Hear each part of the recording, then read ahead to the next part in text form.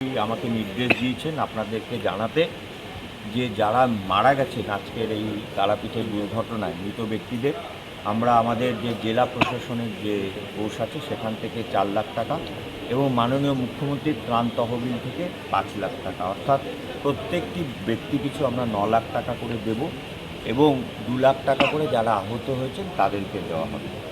এবং আরেকটা খবর আপনাদের জানিয়ে রাখি, এখানকার জেলা প্রশাসন, পুলিশ প্রশাসন, ডিএম সাহেব, এসপি সাহেবরা উদ্যোগ নিয়ে খুব সুন্দর পোস্টমর্টমের ব্যবস্থা করে মেঘালয়ে যে 5 জন মারা গেছে তাদেরকে বাড়ির হাতে পাঠানোর জন্য সুন্দর ব্যবস্থা করেছে নির্ঝঞ্ঝাটভাবে। এবং আলিপুরদুয়ার এবং ধূপগুড়ির যিনি মারা গেছেন তাদের পরিবার পরিজনের কাছেও যাতে খুব সুন্দরভাবে সুস্থভাবে আর মৃতদেহ পৌঁছে যায় তারও ব্যবস্থা করেছে সরকারি। আপনারা সকলেই ইতিমধ্যে জেনে গেছেন তারাপীঠের এই হোটেলের ঘটনা, সেখানে মর্মান্তিক ঘটনা, তার জন্য কত মানুষ মারা গেছে। তো আমরা মুখ্যমন্ত্রীর নির্দেশে আর আমাদের এখানে ডিএম সাহেব ছিলেন, এসপি সাহেব ছিলেন, আর এখানে এমএলএ সাহেব আছেন এবং আমার ফায়ার ডিপার্টমেন্টের কলকাতা থেকে অফিসাররা এসছেন, এখানকার অফিসাররা আছেন, আমাদের পিডাব্লিউডি, ডব্লিউবিসিডিসিএল এর সমস্ত লাইন ডিপার্টমেন্ট সিওমো সাহেব আছেন, সকলে নিয়ে এবং আমাদের একটা টিম তৈরি হয়েছে এবং আমরা এখানে যে হোটেলগুলো আছে তাদের ওনার যারা আছেন এবং যে অ্যাসোসিয়েশন আছে সেই তাদেরকে আমরা ডেকেছিলাম। এখানে বর্তমান কী পরিস্থিতি আছে হোটেলগুলোর সেগুলো নিয়ে একটা পর্যালোচনা হয়েছে এবং প্রশাসনিকভাবে কী কী নিয়ম মানতে হবে, পুলিশ প্রশাসনের যে নিয়ম আছে সেই নিয়ম কী মানতে হবে এটা সুস্পষ্টভাবে ওনাদেরকে জানানো হয়েছে। ফায়ার সম্পর্কিত যা যা নিয়ম মানতে হবে সেটা সুস্পষ্টভাবে ওদের মানতে হবে। মাননীয় এসপি সাহেব বলে দিয়েছেন, আমাদের ডিরেক্টর যিনি আছেন ফায়ারের কলকাতা থেকে এসছেন উনি বলে দিয়েছেন এবং মাননীয় ডিএম বলে দিয়েছেন যে আগামী 3 দিনের মধ্যে আমরা এখানে অডিট শুরু করব, ফায়ার অডিট শুরু করব। সেফটি প্রোটোকল হোটেল মালিকরা কী কী ব্যবহার করছেন সেটার জন্য একটা বিশেষ অডিট হবে, তার জন্য টিমও গঠন হয়ে গেছে। এই স্পষ্ট নির্দেশ আজকে সমস্ত হোটেল মালিকদেরকে জানিয়ে দেওয়া হয়।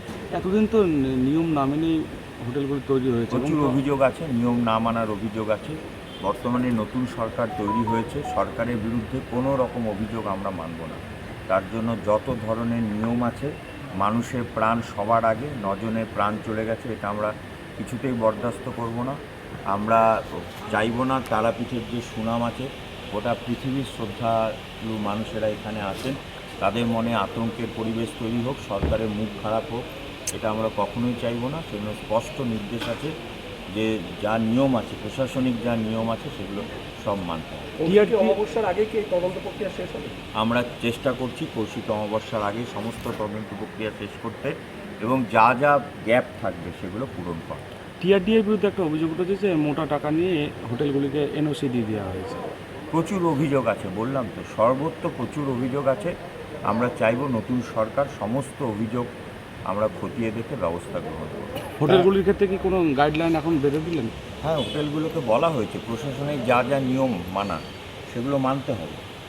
আর মাননীয় এমএলএ সাহেবও বলে দিয়েছেন যে এখানে যে প্রচুর হোটেল আছে যেখানে হয়তো ফায়ার সেফটি প্রোটোকল কিছু মানা হচ্ছে, কিন্তু সেখানে যেগুলো দেখাশুনো করার জন্য লোক নেই, প্রচুর লোকের অভাব আছে।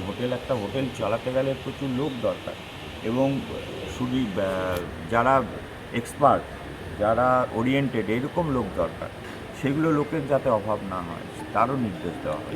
একদম গলির মধ্যে ঘটনাটা কারণটা কি এখনো জানতে পেরেছেন? যে এখনো পর্যন্ত পারফেক্ট কারণ জানা যায়নি। এখানে তো আপনারা দেখেছেন ফরেন্সিক বিশেষজ্ঞরা এসছেন, ওনাদের রিপোর্ট পাওয়ার পরেই ভালো করে বলা যাবে। তবে ইলেকট্রিসিটির কোনো একটা বিষয় থাকতে পারে বলে আমাদের মনে হচ্ছে, কিন্তু এটা ফাইনাল নয়। ফাইনাল রিপোর্ট আসবে হচ্ছে ফরেন্সিক বিশেষজ্ঞদের যে রিপোর্ট দেবে তার। একদম গলির মধ্যে যে হোটেলগুলি আছে সেগুলোর ক্ষেত্রে কী হবে? একদম গলির মধ্যে যে হোটেলগুলি আছে সেগুলোর ক্ষেত্রে কী হবে? নিশ্চয়ই সবগুলো ভাবনার বিষয়। আমি এখানে বলেওছি যে কিছু হোটেল আছে যেগুলো গলির ভেতরে, যেখানে একটা মোটরসাইকেল ঢোকা অসুবিধা, সব কিছু আমাদের ভাবনা চিন্তার মধ্যে আছে। দমকল দপ্তরে কি আরও উন্নতি প্রয়োজন? ভীষণ উন্নতির প্রয়োজন আছে। আমরা আসার পর থেকে শুরুও করেছি, আপনারা দেখবেন ইতিমধ্যে প্রচুর ইকুইপমেন্টস কেনা হবে, গাড়ি কেনা হবে, তারপরে আমাদের অফিসারদের মুভমেন্টের জন্য গাড়ি নেওয়া হবে ট্রেনিং সেন্টারে নতুন নতুন ট্রেনিং সেন্টারের কথা ভাবা হচ্ছে।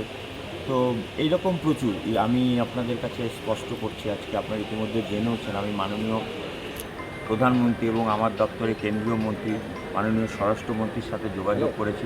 পশ্চিমবঙ্গের ফায়ার ডিপার্টমেন্ট নিয়ে সেখানে আলোচনা হয়েছে এবং আমরা চাইছি খুব সুন্দর একটা অর্গানাইজড ডিপার্টমেন্ট যেখান থেকে আমরা মানুষের এই ধরনের ঘটনা আর যাতে না ঘটে, তারাতলার মতো ঘটনা যাতে না ঘটে সেটা আমরা সচেতন। সেখানে কি ফায়ার স্টেশন তৈরি হচ্ছে তারাপীঠে? ফায়ার স্টেশন টেম্পোরারি আছে, আমার একটা ভাবনা চিন্তার মধ্যে আছে, যেহেতু তারাপীঠ একটা বড় পীঠস্থান, এখানে ইনসিডেন্টও হতে পারে বেশি, তাও ভাবনা চিন্তার মধ্যে আছে।